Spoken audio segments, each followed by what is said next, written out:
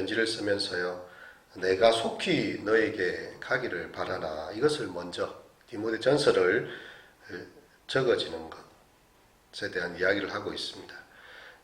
바울 자신이 늦어지는 것 때문에 디모데가 홀로 낙심하지 않도록 그에게 이 비밀스러운 일들, 크도다 경건의 비밀이여 그렇지 않다 하느니 없도다. 이 신비로운 하나님의 말씀을 이 찬송시로 표현을 해주고 있습니다. 그것은 다름이 아니라 육신으로 나타난 바 되시고 영으로 의롭다 하심을 받으신 성육신하신 그리스도를 보여주고 있는 것이죠. 이 그리스도의 이 철저한 인성과 그리스도의 신성, 이 두 가지로 신자들을 양육하고 지키는 방법에 대해서 격려를 하고 있습니다. 교리적으로 아주 올바른 핵심 가르침이 이곳에 숨어 있는 것입니다. 그리고 이 앞에서 이 집은 살아계신 하나님의 교회요 진리의 기둥과 터이라, 이 교회에 대한 정의를 내려주고 있죠. 물론 이 초대교회는 그렇게 오늘날처럼 화려한 건물을 가지고 있지도 않았을 것이고요. 웅장한 어떤 그런 모습이 아니었을 것입니다. 솔로몬 시대의 거대한 성전도 아니었을 것이고요.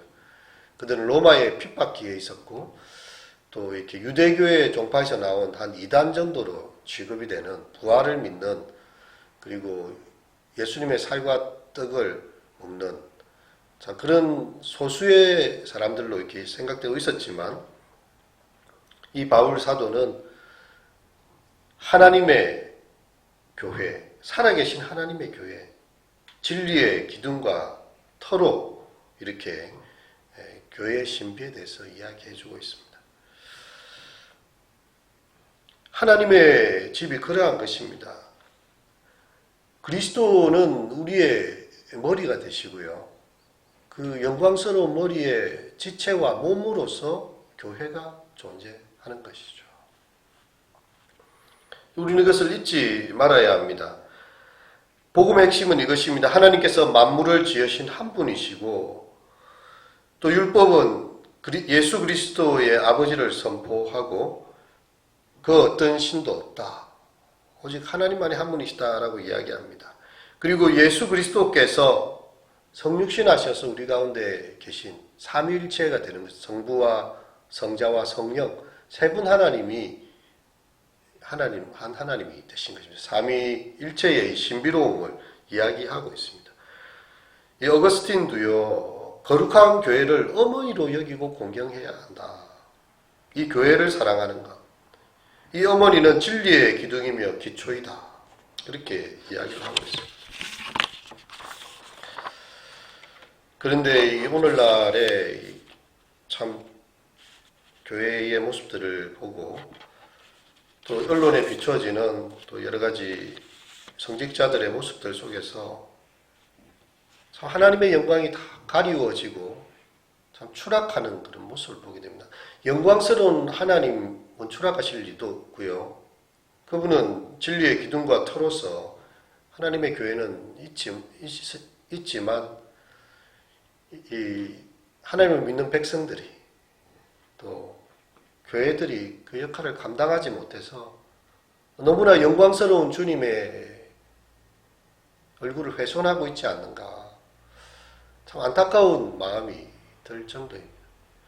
이 교회에 다니는 것을 자랑스러워하는 것이 아니라 수치스럽게 생각하는 게 오늘날의 교회 청년들이다, 이렇게 이야기하죠.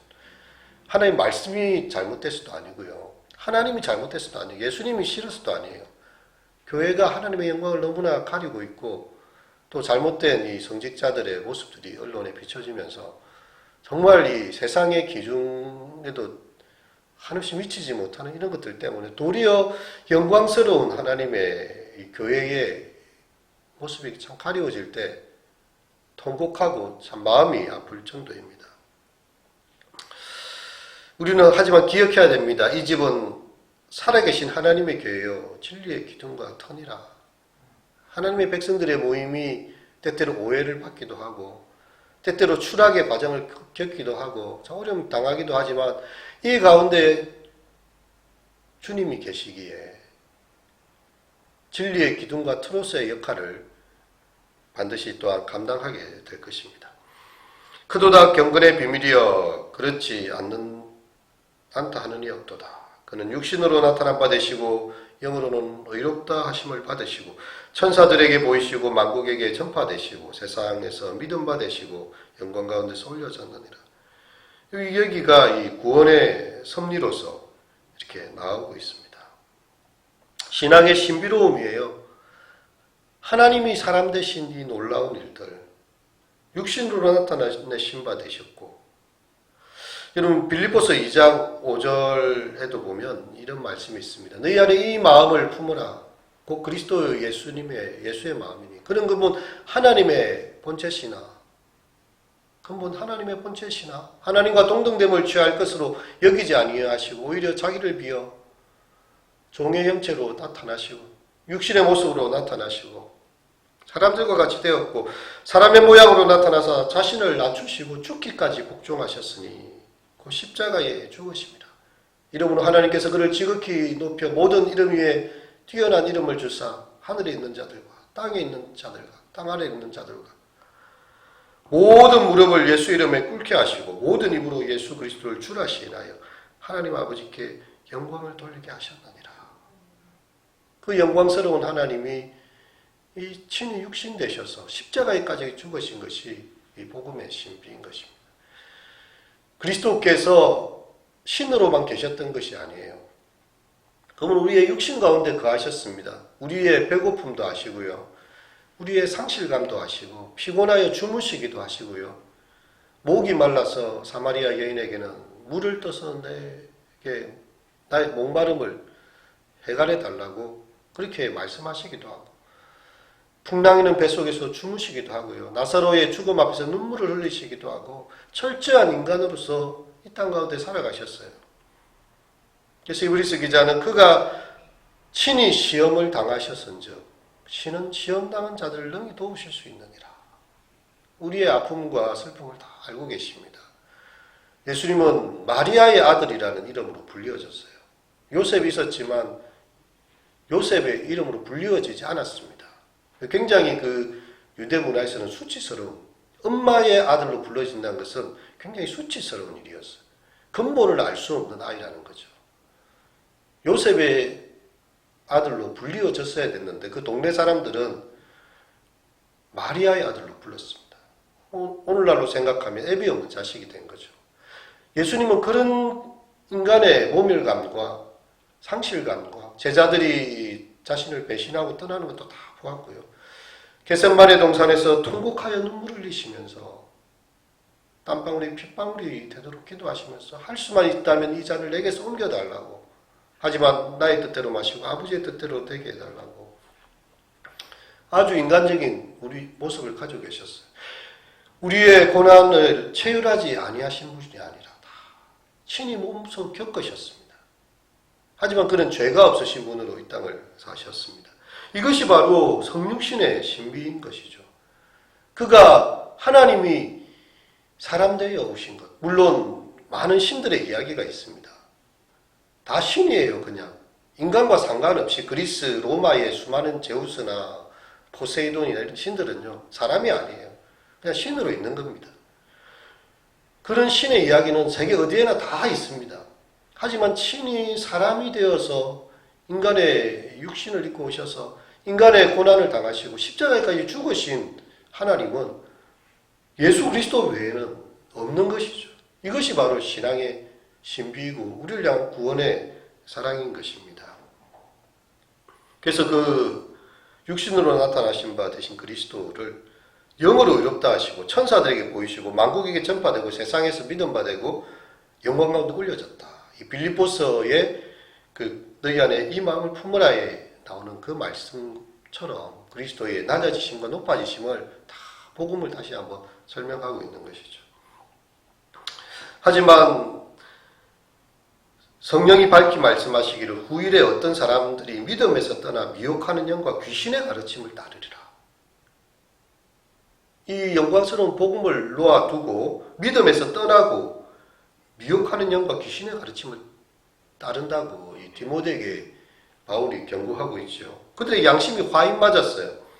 외식함으로 거짓말하는 사람들입니다. 혼인을 금하라고 어떤 음식물을 먹지 말라고 하는 것입니다. 그러면서 그것이 구원의 길이라고 이야기하는 거죠. 여러분, 복음서와 예언서의 이 마지막 때에 대한 일을 하고 있어요. 하늘이 비쳐 있고 1월 성신이 다 이렇게 그 질서에서 어그러지고 곳곳에서 난리가 나고 재앙들이 오고 마지막 하나님의 때 텔로스라고 이렇게 이야기하는데 그 끝을 향해서 나아가고 있다고 이야기합니다. 그 가운데 언급된 표징들이 몇 가지가 나오고 있는데요. 그것은 하나님의 나라, 궁극적인 하나님의 나라의 성취를 앞두고 오는 것입니다. 로마서 13장에도 보면 또한 너희가 이 시기를 알거니와 자다가 깰 때가 벌써 되었으니 이는 이제 우리의 구원이 처음 믿을 때보다 가까웠습니다. 밤이 깊고 낮이 가까웠으니 그러므로 우리가 어둠의 일을 벗고 빛의 감을 입자. 지금은 밤이 깊을 대로 깊어가고 있고요. 밤으로 끝이 나는 것이 아니라 이제 아침이 동트오는 시간이 되었으니 더 이상 어둠의 일에 창념하지 말고 빛의 갑옷을 입자고 로마서에서 이야기합니다. 이 양심이 마비된 사람들은요, 자기가 가르치는 것과 반대로 삽니다. 이 바리새인들이 딱 그랬죠. 그래서 예수님께서 그들의 입에서 나오는 말은 듣되 그들이 행하는 행동은 본받지 말라고 했어요. 틀린 말을 하는 게 아니에요. 말씀은 성경을 가지고 이야기합니다. 근데 삶이 안 따라주는 거예요. 이 외식하는 상태가 되는 것입니다. 그러면서도 양심이 화인 맞아서 자기가 무슨 일을 하지를 모르는 거죠. 그것이 바로 양심이 불에 걸려서 낙인 찍힌 것처럼 되었다는 것이고요. 살갗에 낙인이 찍힌 것처럼 양심에 상처 자국이 남고 그러면서도 외식하는 자들, 믿음에서 떠난 자들, 외식함으로 거짓말하는 자들이 되었다.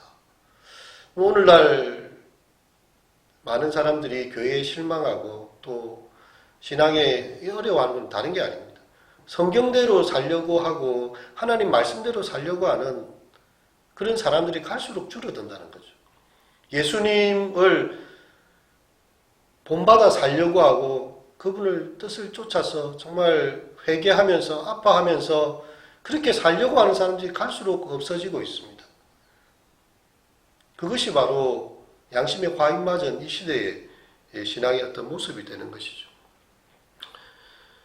이 쇠 인두로 지진 듯이 양심에 낙인 찍힌 그들은요, 그 당시에 혼인을 금하라고 이야기합니다. 하나님께서는 사람이 홀로 독처하는 것이 좋지 못하고 그래서 이렇게 하나님께서 하와를 지으셔서 함께 자기 부모를 떠나 한 몸을 이룰지라 이렇게 말씀하셨는데 혼인 자체를 죄악시하는 것입니다. 혼인하면 그게 죄인 거예요. 그래서 이 어떤 자기의 경건을 혼인하지 않는 걸로 나는 이렇게 경건하다. 혼인을 금하는 것으로 그들의 신앙의 행위를 나타내었던 것입니다. 이 잘못된 사람들이었다는 거죠. 하나님께서 정하신 그 법도를 어그러뜨리는 사람들입니다. 그리고 이미 결혼한 사람들조차도 혼인에서 갈라놓게 만드는 거예요. 하나님을 경건히 섬기는 얘는 혼인하지 않는 것이다. 그렇게 당시에 말을 했다는 것이고요. 하나님이 창조하신 고기를 먹지 못하도록 금지령을 내려서 낙인을 찍었습니다. 어떤 식물을 금하라 할 것이다. 결국 그것으로 하고자 하는 게 뭡니까? 내가 결혼을 하지 않고 어떤 음식을 먹지 않으면 자기가 아주 위대한 사람이 된다고 생각하는 거죠. 이런 것으로서 그들이 이렇게 이 금욕 생활을 통해서 자기의 어떤 특별한 신앙의 모습을 갖추어 간다고 생각했습니다. 성경은 이 모든 것을 다 무너뜨립니다. 우리의 연약한 죄성을 인정하고요. 우리의 삶의 일상의 삶의 이것을 다 분리시키는 것에 대해서 통합을 하는 것입니다. 그게 바로 성육신이죠. 특별히 그리스의 그노시즘 이원론이 교회에 들어와서 활개를 쳤는데요.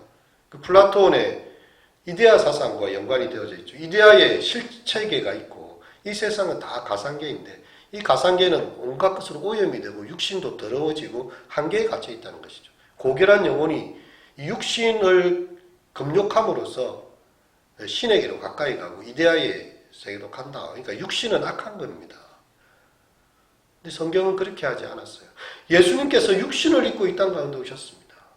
그리스도께서 하나님께서 신령한 하나님께서 육신 가운데 계셨고요.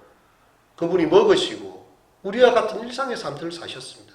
육신을 다 거룩게 하는 것이고 우리의 부활 또한 영이 부활하는 것이 아니고 몸의 부활을 믿습니다. 몸의 부활. 우리의 몸이 하나님 앞에 거룩한 성전이 되었다는 것이죠. 이것이 바로 이 복음의 가르침인데 이 이교도적인 가르침은 들어와서 혼인을 금하라. 어떤 음식을 먹지 말라.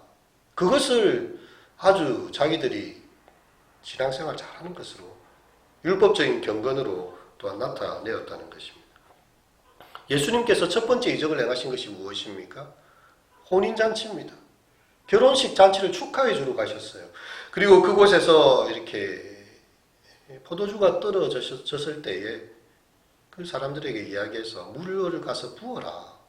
그 종들이 순종해서 가니까 어디서 난지 알지 못한 채 그 물동이에서 갖다 떠준 그것이 포도주로 변하게 됩니다. 예수님께서 결혼을 경축하시고요. 그렇게 축하해 주시는 것으로 그분의 첫 번째 이적을 이루셨습니다.